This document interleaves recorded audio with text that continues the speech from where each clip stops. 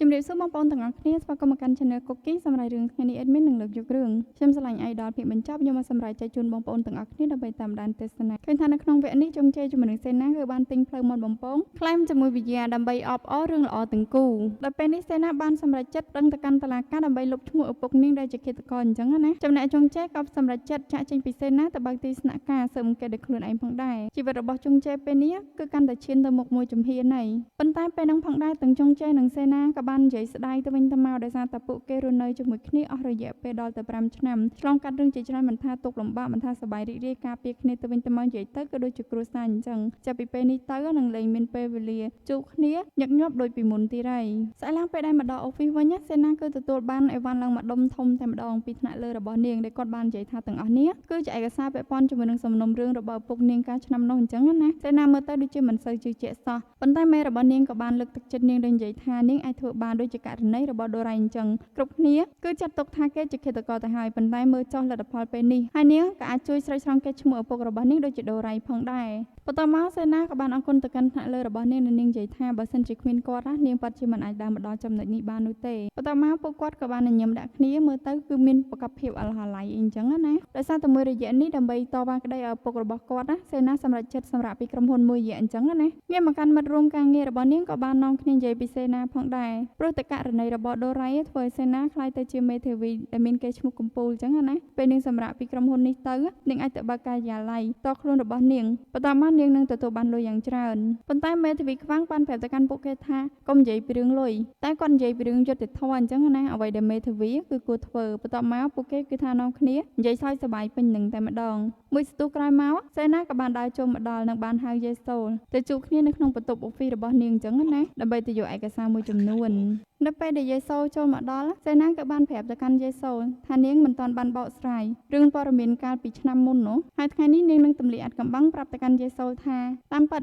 នាងគឺជាអ្នកគ្រប់គ្រងដ៏ស្មោះស្ម័គ្ររបស់ក្រុម Gold Boy សេនានិយាយចេញមកទាំងជំនះភាពខ្មាស់អៀននៅក្នុងខ្លួនរបស់នាងគិតថាយេសូលនឹងភ្ញាក់ផ្អើលប៉ុន្តែមានណាយេសូលបានប្រាប់ទៅកាន់សេនាថានាងគឺបានដឹងរឿងទាំងអស់នេះហើយក្នុងនាមជាជំនួយការរបស់សេនានាងគឺបានចាប់អារម្មណ៍ជាមួយនឹងរឿងតូចៗរបស់សេនាអញ្ចឹងណាសូម្បីតែការទិញសំបុត្រ concert នាងទិញមួយសេនាទិញមួយនៅពេលដែលគេផ្ញើយកមកឲ្យគឺនាងជាអ្នកយកមកឲ្យសេនាដែលធ្វើរឿងនេះយេសូលអត់ភ្ញាក់ផ្អើលទៅជាសេនាអ្នកភ្ញាក់ផ្អើលខ្លួនឯងទៅវិញនាងគិតថានាងលាក់បានចិត្តល្អណាស់តែមិននឹកស្មានថាយេសូលបានដឹងអំពីរឿងទាំងអស់នេះបន្ទាប់មកឃើញថាសេនាគឺខិតខំខ្លាំងមែនទែនពេលថ្ងៃគឺនាងបានដើរទៅម្ដុំសង្កាត់ដែលនាងធ្លាប់រស់នៅទៅសួរសាក្សីចាស់ៗដែលនៅទីនោះនឹងធ្លាប់បានដឹងរឿងចំណែកពេលយប់ឡើងវិញនាងគឺមករៀបចំឯកសារនៅក្នុងផ្ទះហើយនៅពេលដែលនឿយហត់នាងក៏បានចាក់ឃ្លីបវីដេអូរបស់ក្រុម Gold Boy មើលទៅពិតជាមានក្តីសុខខ្លាំងមែនទែននៅពេលដែលមើលហើយសេនាក៏បន្តធ្វើការរបស់នាងទៀតងាកមកកាន់បយងខ្ជុននិងជំនួយការរបស់គាត់កំពុងតែរៀបចំអីវ៉ាន់នៅទាំងអស់គ្នាដោយសារតែបយងខ្ជុនហ្នឹងបានស្នើសុំដូរកន្លែងធ្វើការរបស់គាត់ឲ្យភាសាបច្ចេកទេសគេនិយាយថាម៉េច admin ភ្លេចបាត់ទៅគឺគាត់ដូរពីទីតាំងមួយទៅទីតាំងមួយទៀតអញ្ចឹងណានៅពេលហ្នឹ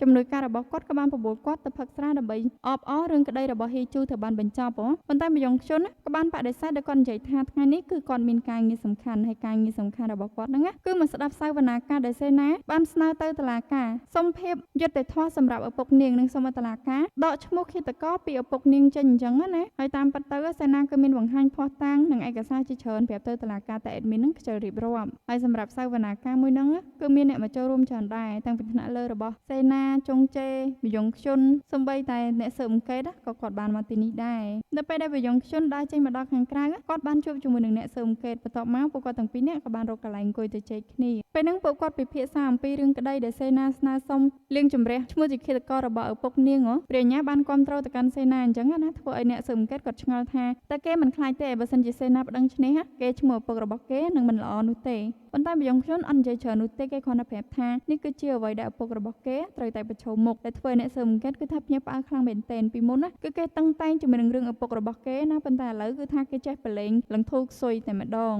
បន្ទាប់មកគាត់ក៏បានសួរទៅកាន់បយងខ្ជុនថាចាប់តាំងពីរឿងក្តីហេជូចប់គាត់គឺជាប្រាជ្ញាដែលមានឈ្មោះល្បីល្បាញតែគាត់បានទទួលបានការងារធំអីទៀតអត់ប៉ុន្តែបយងខ្ជុនក៏ឆ្លើយទាំងស្ងប់ស្ងាត់ដោយនិយាយថាគឺគាត់បានសុំផ្ទេរការិយាល័យអ្នកទាំងអស់គ្នាគាត់ផ្ទេរការិយាល័យទៅកន្លែងផ្សេងដែលនៅជិតមណ្ឌល ល់ថែទាំដែលម្ដាយគាត់រស់នៅពីព្រោះថាដោយសារតែការងារគាត់រវល់ខ្លាំងពេកគាត់មិនដែលបានទៅលេងម្ដាយរបស់គាត់នោះទេឥឡូវនេះគឺគាត់ចង់ប្រើពេលវេលារបស់គាត់ឲ្យទំនេរច្រើនដើម្បីបាននៅក្បែរម្ដាយអញ្ចឹងណាបន្ទាប់មកពួកគាត់ទាំងពីរនាក់ក៏យកកាហ្វេចូលគ្នាជំនួសស្រាអបអរជ័យជំនះដែលពួកគាត់អាចចាប់ជនល្មើសពិតប្រាកដយកមកដាក់ទោសបានអញ្ចឹងណាខ្ញុំកាន់សេនានេះចេញមកគឺថាប្រឈមមុខជាមួយនឹងអ្នកកាសែតជាច្រើននាងក៏បានឆ្លើយតបសំណួរអ្នកកាសែតយ៉ាងល្អមែនទែនហើយនាងក៏បាននិយាយថាបើទោះបីជាយុត្តិធម៌សម្រាប់ឪពុកនាងរៀងយឺតពេលប៉ុន្តែយ៉ាងហោចណាស់ក៏វាល្អជាងមិនមានអញ្ចឹងណាស្រាប់តែពេលហ្នឹងមាននរណាម្នាក់បានចូលទៅខាងមុខហើយស្រែកថាដូរ៉ៃគ្រប់គ្នាក៏កលេចទៅតាមការចង្អុលមួយនឹងឃើញថាដូរ៉ៃគឺបានដើរចូលមកកាន់បាច់កាឡើងមកបាច់ធំបកគលឲ្យសេនានៅមុខអ្នកកាសែតទាំងអស់គ្នាតែម្ដងពេលដែលដើរចេញមកពួកគេទាំងពីរនាក់គឺកាន់ដៃគ្នាយ៉ាងផ្អែមល្ហែមក្នុងនាមជាគូស្នេហ៍ហើយសេនាក៏បានសួរទៅកាន់ដូរ៉ៃផងដែរថាតើគេនឹងត្រូវ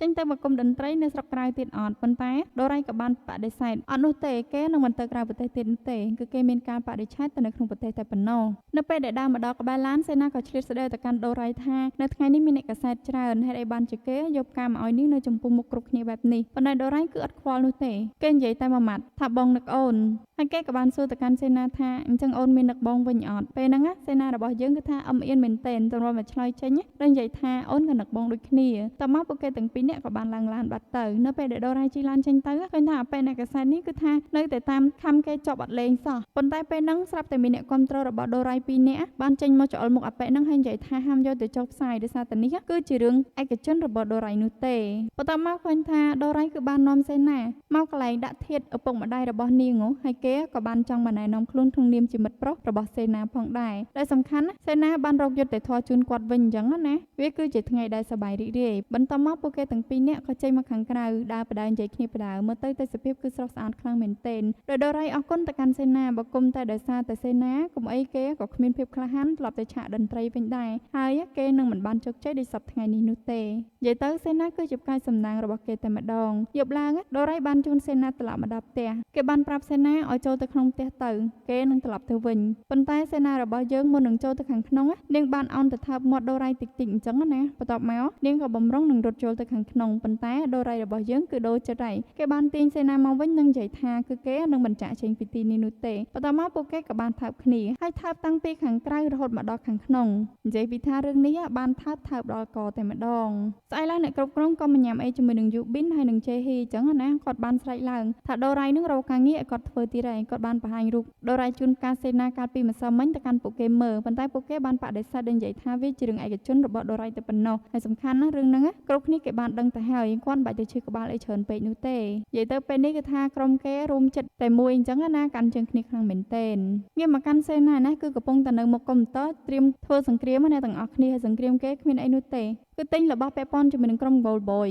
ដូចជាកតាបដូចជាអីអញ្ចឹងណានៅពេលហ្នឹងផងដែរដូរ៉ៃបានប្រាប់ទៅកាន់សេនាថាបាច់ទិញក៏បានដែរចាំបងនឹងជូនវាឲ្យអូនមួយឈុតប៉ុន្តែសេនារបស់យើងគឺថាមិនបានខ្វាយខ្វល់ពីដូរ៉ៃនោះទេចុងក្រោយនាងក៏បរាជ័យជាមួយនឹងការទិញរបស់នឹងនៅពេលដែលទិញអីវ៉ាន់អត់បានណាសេនាគឺថាសម្លឹងសម្លក់ទៅកាន់ដូរ៉ៃតែម្ដងបន្ទាប់មកដូរ៉ៃគឺព្យាយាមនិយាយរឿងពួកគេការប្រយុទ្ធមិញអញ្ចឹងណាប៉ុន្តែសេនាអត់មានអារម្មណ៍ស្ដាប់នោះទេពេលនេះនាងកំពុងតែផ្ដោតអារម្មណ៍នៅលើកុំព្យូទ័រពេលដែលឃើញថាសេនាអត់ចាប់អារម្មណ៍ជាមួយនឹងខ្លួនណាដូរ៉ៃរៀងអន់ចិត្តបន្តិចដែរប៉ុន្តែគេក៏បានដកសំបុត្រប្រគំតន្ត្រីយកមកឲ្យសេនាភ្ញាក់ផ្អើលខ្លាំងមែនទែននេះចំជាសង្សារដែលយល់ចិត្តពិតមែនបន្ទាប់មកឃើញថាដូរ៉ៃគឺបានមករកម៉ែដោះអញ្ចឹងណាអ្នកទាំងអស់គ្នាហើយគាត់បានលូរឿងពាក់ព័ន្ធជាមួយនឹងសេនាប្រាប់ទៅកាន់ម៉ែដោះហើយម៉ែដោះក៏និយាយថានាងគឺជាអ្នកគ្រប់គ្រងដ៏ស្មោះស្ម័គ្របំផុតរបស់ដូរ៉ៃហើយដែលសំខាន់ថ្ងៃនេះគឺគេមកជួយម៉ែដោះធ្វើម្ហូបអញ្ចឹងណាប៉ុន្តែគេមិនមែនមកធ្វើញ៉ាំខ្លួនឯងនោះទេគេគ្រាន់តែចង់មករៀនដើម្បីមានពេលទៅធ្វើអាហារឲ្យសេនាញ៉ាំតែប៉ុណ្ណោះអូយហើយទៅរកបានសង្សារណាល្អដល់ថ្នាក់នឹងលោកហើយខ្លួនជាតារាល្បីតែសម្បីតែអាហារក៏ចង់ធ្វើផ្ទាល់ដៃឲ្យមិត្តស្រីញ៉ាំដែរ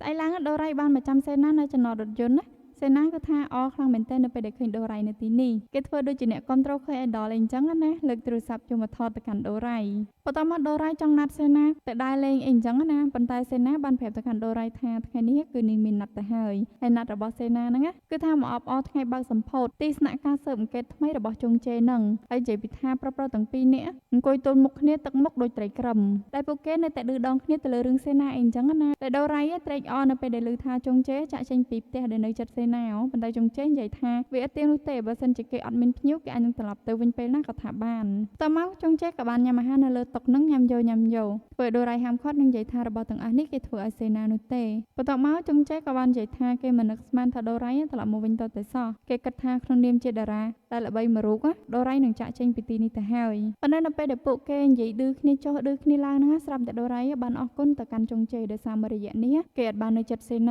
គឺចុងចេះជាអ្នកមើលថែនាងអីអញ្ចឹងណាហើយចុងក្រោយចុងចេះក៏ទទួលស្គាល់ថាគេគឺបានចាញ់ដូរ៉ៃនៅពេលដែលនិយាយគ្នាហើយសេនាមកដល់ល្មមពួកគេទាំង3នាក់ក៏បានញ៉ាំអាហារនៅលើតុនិងនិយាយគ្នាយ៉ាងសប្បាយរីករាយងាកមកកាន់ក្រុម Gold Boy ទាំង3នាក់ក៏បាននាំគ្នាមកភ្នូររបស់វូសុងដោយសារតែថ្ងៃនេះគឺជាថ្ងៃរំលឹកខួបស្លាប់របស់វូសុងអីអញ្ចឹងណាបន្ទាប់មកពួកគេទាំង3នាក់ក៏ជជែកគ្នាលេងគឺជជែករឿងសប្បាយៗពាក់ព័ន្ធជាមួយនឹងវូសុងអីអញ្ចឹងទៅស្រាប់តែពេលនោះពួកគេក៏បានកលែកឃើញថា CEO ក៏បានមកទីនេះផងដែរពេលហ្នឹងដូរ៉ៃជាមួយនឹង CEO ក៏បានរកកន្លែងនិយាយគ្នាអញ្ចឹងណាពួកគាត់ទាំងពីរនាក់គឺនិយាយអំពីរឿងក្រុមហ៊ុនអីអញ្ចឹងទៅនិយាយទៅ CEO គាត់ជាអ្នកគ្រប់គ្រងគាត់មិនងាយស្រួលប្រមាណនោះទេចំណែកដូរ៉ៃដែលជាសិល្បករឯនេះក៏មានការហត់នឿយមិនតិចនោះដែរគ្មានអ្នកណាដែលមានគុណសម្បត្តិជាងអ្នកណានោះទេពេលហ្នឹងដូរ៉ៃបានអរគុណទៅកាន់ CEO ដែលនិយាយថាតាំងពីក្មេងមកគឺមានតែ CEO នោះទេដែលនៅក្បែរមើលថែគេហើយគេឡើងមកដល់ចំណុចនេះក៏ដោយសារតែ CEO ដែរប៉ុន្តែគាត់បានប្រាប់ទៅកាន់ដូរ៉ៃវិញថាមនុស្សដែលគេគួរអរគុណពិតប្រាកដគឺជាម្ដាយរបស់គេ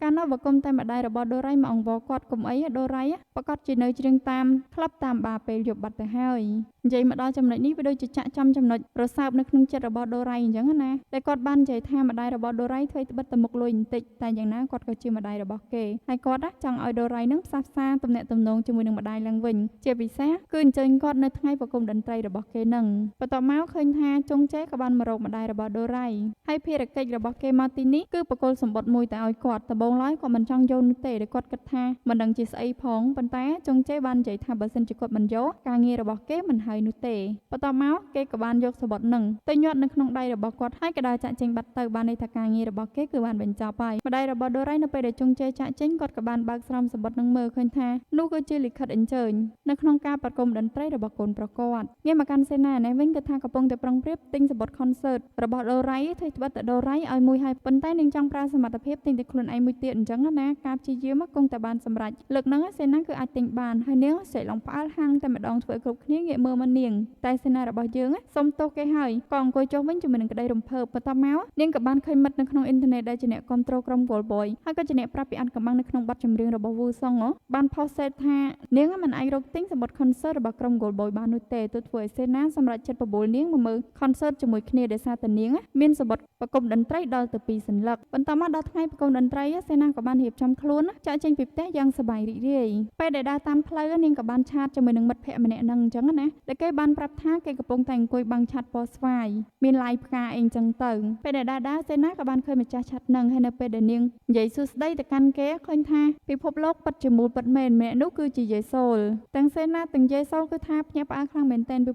ពីព្រោះពួកគេទាំងពីរនាក់ធ្វើការនៅការិយាល័យតែមួយរាប់ឆ្នាំហើយដែលសំខាន់ក្នុងនាមជា fan របស់ក្រុម Gold Boy ពួកគេទាំងពីរនាក់ក៏បានឆាតរកគ្នាអស់រយៈពេលរាប់ឆ្នាំមកហើយដែរបន្ទាប់មកពួកគេទាំងពីរនាក់ក៏បានរកកន្លែងអង្គុយនិយាយគ្នាអញ្ចឹងណាម្នាក់ហួសចិត្តនិងលាក់ចិត្តរៀងខ្លួនតាមពិតទៅយេសូលគឺដឹងហើយថាសេនាគ្រប់គ្រងក្រុម Gold Boy តែមិននឹកស្មានថាមកជួបនាងនៅទីនេះចំណែកសេនារបស់យើងក៏មិននឹកស្មានថាយេសូលក៏ជាអ្នកងប់ជាមួយនឹងក្រុម Gold Boy ខ្លាំងដូចជានាងចឹងដែរបន្ទាប់ពីនិយាយគ្នាហើយពួកគេទាំងពីរនាក់ក៏បាននាំគ្នាប្រពល់គ្នាចូលទៅមើលការប្រគំតន្ត្រីនឹងព្រោះតែដល់ម៉ោងអីចឹងណានៅខាងក្រោយឆាកឯនេះតារាទាំង3នាក់គឺកំពុងតែនាំគ្នាប្រជុំគ្នាថាត្រូវធ្វើម៉េចពេលដែលឡើងទៅដល់ឆាកខាងលើនៅពេលដែលពួកគេកំពុងតែនិយាយអ្នកគ្រប់គ្រងក៏ស្រែកប្រាប់ថាដល់ម៉ោងហើយឲ្យពួកគេបញ្ញាប់ឡើងកន្លែងមកមើលទីធ្លាប្រគំតន្ត្រីគឺថាធំហើយមនុស្សក៏ច្រើនដែរអ្នកទាំងអស់គ្នាហើយមើលទៅអេដមីនមានអារម្មណ៍ថាឡើងស្រស់ស្រាយតែម្ដងព្រោះថាទីធ្លាទាំងមូលគឺពោពេញទៅដោយដើមឈើបន្ទាប់មកការប្រគំតន្ត្រីរបស់យើងក៏បានចាប់ផ្ដើមឡើងអ្នកចម្រៀងគឺនាំគ្នាច្រៀងទៅហើយ fan ដែលនៅខាងក្រោមគឺនាំគ្នាស្រែកហៅលើកទឹកចិត្តឲ្យពួកគេហើយដែលសំខាន់ហ្នឹងទោះបីជាក្រុម Gold Boy បច្ចុប្បន្នគឺមានតែ3នាក់ប៉ុន្តែបទចម្រៀងពីម